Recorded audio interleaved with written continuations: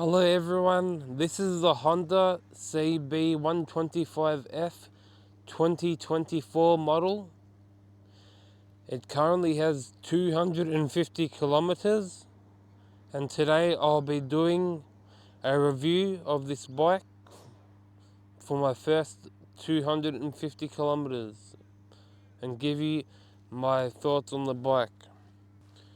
The quality of the bike is very good.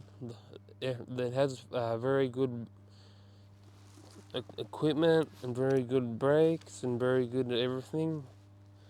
The red color of the bike is one of the reasons I purchased this particular bike, because I liked the red color and I liked how the bike looked, how it had this like sports fender at the front as a stock one, and how it had everything set up like the clutch. This model does not have front and rear brake assist, which means it doesn't apply both at the same time, but that is alright.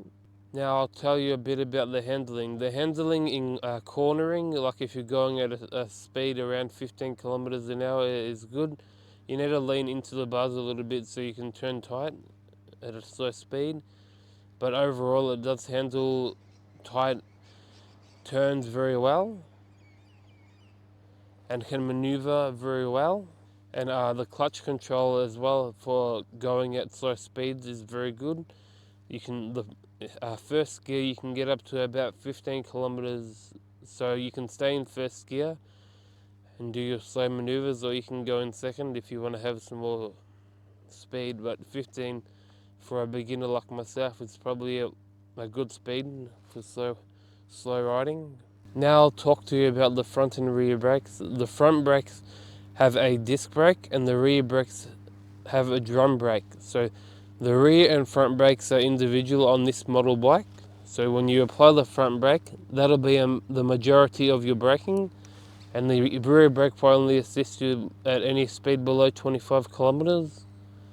So the rear brake does not do much of the braking. The front brake does most of the braking at higher speeds. The front brake has a disc brake and the rear brake has a drum brake on this particular CB125F. I have not ridden this bike in the city, as I live in the suburbs of Melbourne, so I'm not sure what city riding is like, but I'm pretty sure the bike will handle it very well, as it's good with low speeds and high speeds.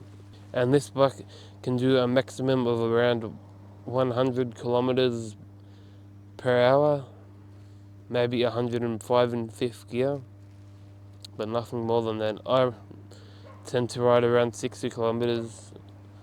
I rarely go on freeways on this bike. The riding position is upright position on this model, so you're in a comfortable position. You're not like leaning forward. That position is more for a sports bike, but for this bike over here, you want to be sitting upright in an upright position, which is a good posture and a comfortable posture, and it helps you look out further. The handlebars are nice and they're not too wide or too short, so you can have good control of the bike at all times. The seat does come off, so you can actually store a drink or an emergency kit.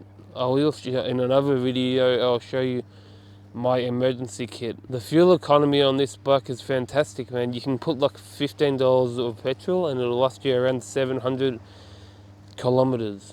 So it's got a very, very good range and is very fuel efficient. As a beginner riding this bike, I have got previous riding experience on dirt bikes, so I did know how to control a manual bike. I'm currently on my learners on the motorcycle, but the bike was very, very good for a beginner rider on the road. And all the control, braking, and steering is fantastic.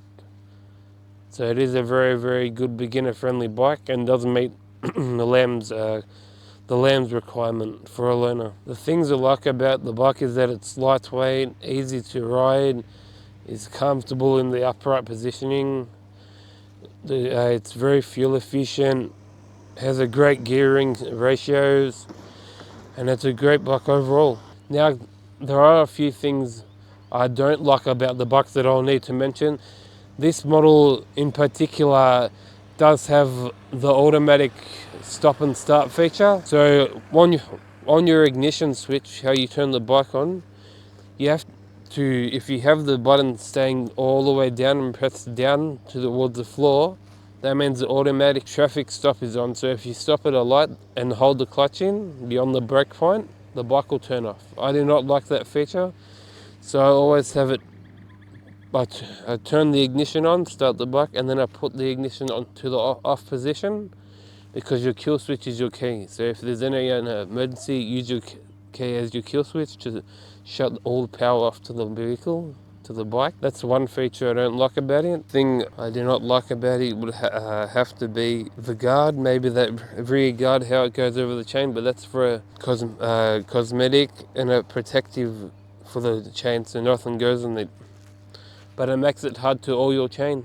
That's why I don't like how they have that on there. It makes oiling the chain more difficult, so you can't really inspect the chain if it's got enough grease, so it doesn't jam up.